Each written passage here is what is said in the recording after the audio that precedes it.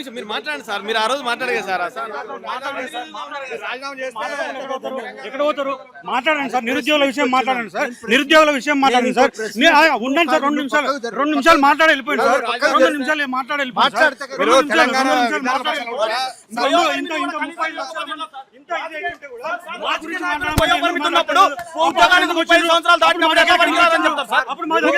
రాజకీయ నాయకులకి ఏం వయో పరిమితి లేదు, కానీ పోలీసు ఉద్యోగాలు 32 సంవత్సరాలు దాటిన పనికి రావాలని ఎలా డిమాండ్ చేస్తారు?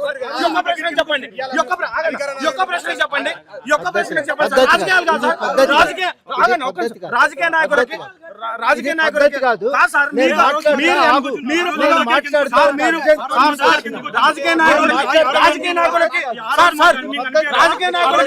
రాజకీయ నాయకులకు వయో పరిమితి లేనప్పుడు ఉద్యోగాలకు వయో పరిమితి ఎలా ఉంటుంది సార్? దాని మీద కూడా కన్సర్న్ చేయాలి సార్.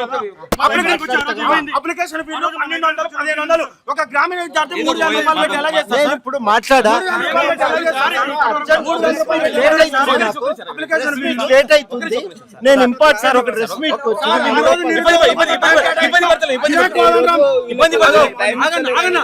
ఆ రోజు ఇదే నిరుద్యోగుల కోసం టైం కేటాయించిన కోదండరాం సార్ ఇప్పుడు ఎందుకు అంత ఆతృతకి వెళ్తున్నారు?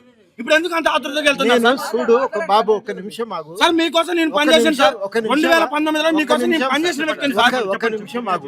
నేను ఒక ప్రెస్ మీట్ అర్జెంట్ ఇంపార్టెంట్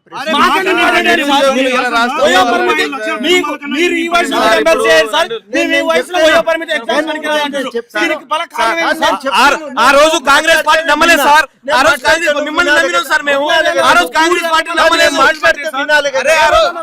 ఆ రోజు కాంగ్రెస్ పార్టీ నమ్మలేదు సార్. మిమ్మల్ని నమ్మినాం. మీరు ఓటే ఉంటే వేయించినాం సార్. మీరు ఇప్పుడు 2 లక్షల ఉద్యోగాల గురించి మాట్లాడండి సార్. మెగా డిఎస్సీ ఏం లేదు సార్. ఇబ్బంది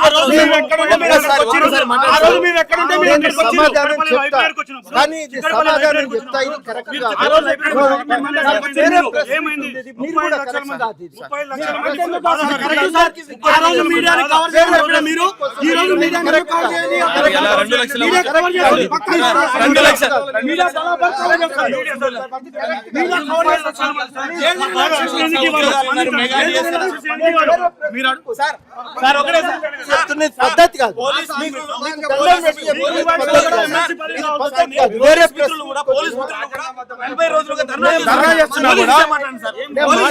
ఏదైనా నేను మాట్లాడతా. 1/2 గంట ఆగు. అటు పోయి ఎమ్మెల్సీ కోదండరాం వచ్చిన తర్వాత పక్కనే ప్రెస్ మీట్ అవుతా ఉంది నిరుద్యోగులంతా కూడా. సో మొత్తానికి ఆయన కోసం కోదండరాం కోసం మేము పనిచేయడం జరిగింది. సో మొత్తానికి ఉద్యమ సమయంలో తోడున్నాం. దాని తర్వాత ఆయనకు అండగా ఉన్నటువంటి నిరుద్యోగులని ఈ విధంగా మా సంబంధించినటువంటి సమస్య మాట్లాడకుండా ఈరోజు ఇట్లాంటి పరిస్థితి సరైనటువంటిది కాదు, ఆయన సమాధానం చెప్పకుండా వెళ్ళిపోవడం ఏంటి అని చెప్పేసి నిరుద్యోగులంతా కూడా నిలదీస్తున్నటువంటి కాంగ్రెస్ పార్టీ నమ్మకండి, కోదండరాం సార్ నమ్మండి. కోదండరాం సార్ వస్తే ఓట్లు వేస్తేనే మీకు ఉద్యోగాలు వస్తాయని చెప్పి ఆ రోజు మమ్మల్ని తీసుకెళ్ళలేదు. ఆ రోజు మనం బస్ యాత్రలు చెప్పలేదా? మరి ఆ రోజు అదే బస్ యాత్రకు జెండా ఊపలేదా కోదండరాం సార్ గారు? ఇలా మేము కోదండరాం సార్ ఒకటే అడుగుతున్నాం. మాకు కావాల్సిన ఆ రోజు మీరు ఎన్నికల హామీలో, ఎన్నికల మేనిఫెస్టోలో కాంగ్రెస్ పార్టీతో మీరు పొత్తైన తర్వాత మీరు మిమ్మల్ని నమ్మినాం. ఇలా ఉద్యోగాలు వస్తాయని నమ్మినాం. 2 లక్షల ఉద్యోగాలు వస్తాయి. మెగా డిఎస్ మేము ఒకటే అడుగుతున్నాం. అరే బాబు మీరు ఎట్లా ఉద్యోగాలు ఇవ్వట్లేరు? ఆ ఇచ్చిన ఉద్యోగ నోటిఫికేషన్లకు వయో పరిమితి పెంచంటే కూడా కనీసం మాట్లాడే పరిస్థితి టైం లేదు అంటున్నాడు.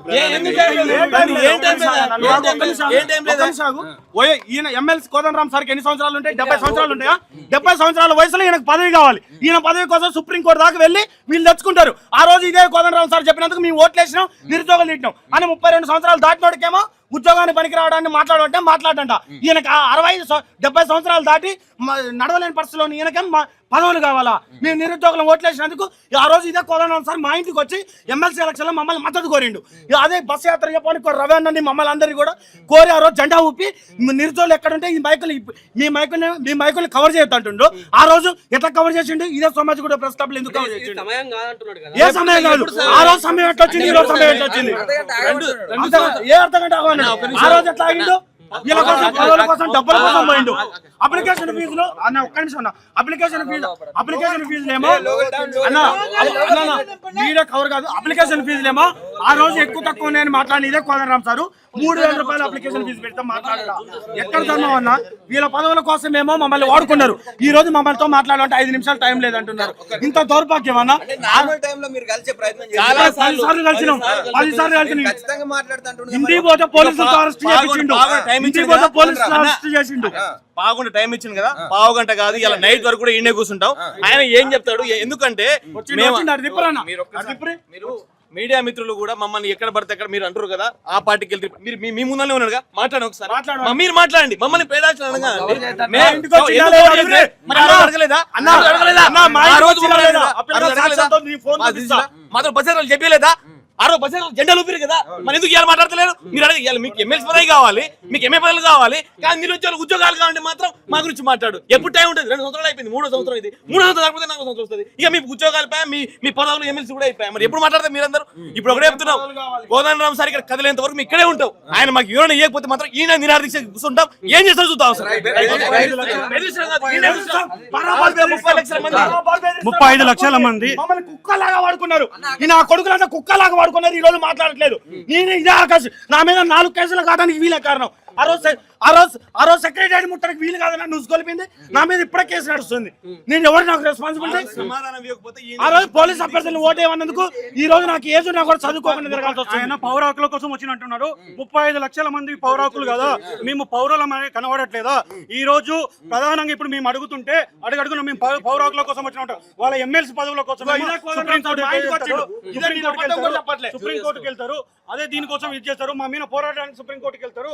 అడుగడుగున మమ్మల్ని ఇబ్బంది పెడుతున్నారు. ఈ రోజు కోదండరామ్ గారు వచ్చారు. కోదండరామ్ గారు ఇక్కడ నుండి కదిలే ప్రసక్తి లేదు, కదలేనిచ్చే ప్రసక్తి లేదు. ఆయన ఈ రోజు ప్రభుత్వం మొత్తం రాని, వీళ్ళ ఎన్నుకున్న వీళ్ళ కాంగ్రెస్ బలగం మొత్తం రాని, ఇక్కడ నుండి కదిలిచ్చే పరిస్థితి లేదు. బరాబరి ఇప్పుడు ఆయన ఇక్కడ అడ్డుకుంటాం. ఆయన బయటికి వెళ్ళేంత వరకు వెళ్ళలేదు. మా పౌర హక్కులు కావా? అందరి ఇంటికి వచ్చి మాతో ఓట్లు అడిగి పెట్టి, ఆ రోజు మీకు కాంగ్రెస్ పార్టీ మీద నమ్మకం లేకపోతే చెప్పండి, మాకు హక్కు లేదా? మాట్లాడే హక్కు లేదా? నన్ను చూసి ఓటేయంటే మేము కాంగ్రెస్ పార్టీని చూసి ఓటేయలేదు, కోదండరామ్ సార్ గారిని చూసే ఓటేసాం. ఎందుకంటే కోదండరామ్ సార్ నిజాయితీపరుడు, తెలంగాణ నిరుద్యోగం కొట్టాడని ఒక ఉద్దేశంతో కలిపితే ఇలా కనిపిస్తే కనీసం 2 నిమిషాలు కూడా మాట్లాడడం పరిస్థితి. నిరుద్యోగులు అందరూ గమనిస్తున్నారు దీన్ని కూడా. ఇప్పుడు కూడా మాకు 15 నిమిషాలు సమాధానం ఇస్తామని చెప్పి 15 నిమిషాలు కాదు, ఇలా మొత్తం కూడా ప్రోగ్రామ్ కాదు, మాతోటి మాట్లాడకపోతే ఇక్కడే నిరాదీక్షిస్తాం. ఎవరైనా చూస్తారో చూస్తాం.